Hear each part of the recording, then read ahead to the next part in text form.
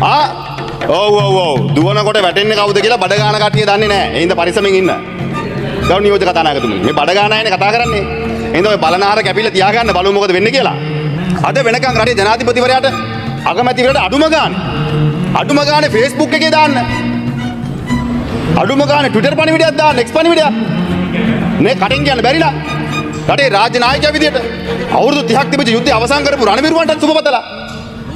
හැබැයි එක පැත්තකින් ත්‍රස්තවාදී න්‍යාය පත්‍රය ක්‍රියාත්මක කරන සමහර අයට සමරන්න පුළුවන්. හැබැයි අපි දැක්කා ඊයේ විමල් විරවංශ ඇමතුමා හිටපු අමාත්‍යවරයා සමරන්න ගියාම එළවෙලව ගහන තැනට පොලිසිය පරිවර්තනය වෙලා. ලැජ්ජයි.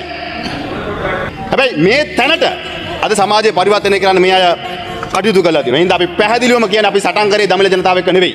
හැබැයි LTT ත්‍රස්තවාදීන් එක්ක.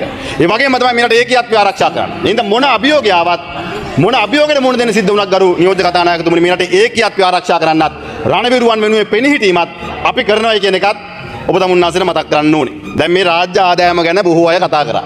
බදු වැඩි කළා. ඔබතුමාලාට ඕක තේරෙන්නේ නැහැ. මේ බහුතරයක් ඉන්න අය බදු ගෙවලා නැහැ. මේ අය බදු ගෙවලා නැහැ ජීවිතේට. ඒ හින්දා ඔබතුමාලා ඒකේ තියෙන අමාරුව දන්නේ නැහැ. හැබැයි ඔබතුමාලාගේ මම ගෙවලා තියෙන්නේ ඔයාලගේ අය හොයලා තියෙන්නේ මාස ගාණක් ඉඳන් හොයනවා. ඒ හින්දා කරු නියෝජ්‍ය කතාන මේ ජීවිතේට බදු ගෙවපු නැති අය කෑ ගහනකොට ඒ අයට තේරෙන්නේ නැහැ මිනටේ සාමාන්‍ය ජනතාවට මේකේ තියෙන පීඩනය. දැන් අපි දැක්කා මහ බැංකුව අධිපතිවරයා පහුගිය දිනක ප්‍රකාශයක් කරනවා.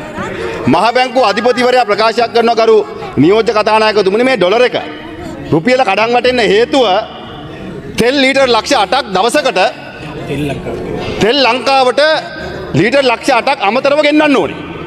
දවසකට ලීටර් ලක්ෂ 8ක් දල වශයෙන් එක හතමාරක් වෙන්න පුළුවන් 9 වෙනි දවසුත් තියෙනවා. හැබැයි ඇයි තෙල් ලීටර් ලක්ෂ 8ක් 7ක් 9ක් අතර දවසකට ගෙන්නන්න සිද්ධ වුනේ? බාල ගල් අඟුරු ගෙනල්ලා කරපු පාඩුව මකා ගන්න.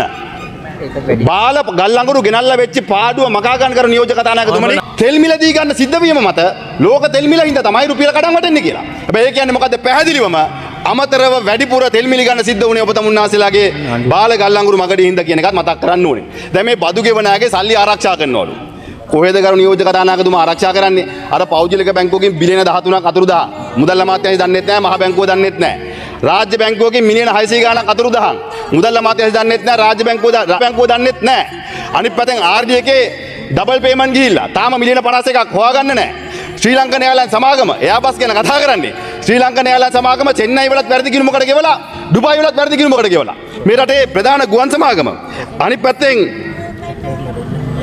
අනිත් පැත්තෙන් ගරු කතානායකතුමනි දැන් මේ හැකර්ලන් ඉන්නේ ඩොලර් මිලියන 2.80කට වැඩි ප්‍රමාණයක්. අද වෙනකොට කෝටි 90කට ආසන්න ප්‍රමාණයක් මුදල් අමාත්‍යාංශයෙන් හොරකම් කරලා යනවා. මේ ජනතාවගේ බදු සල්ලි.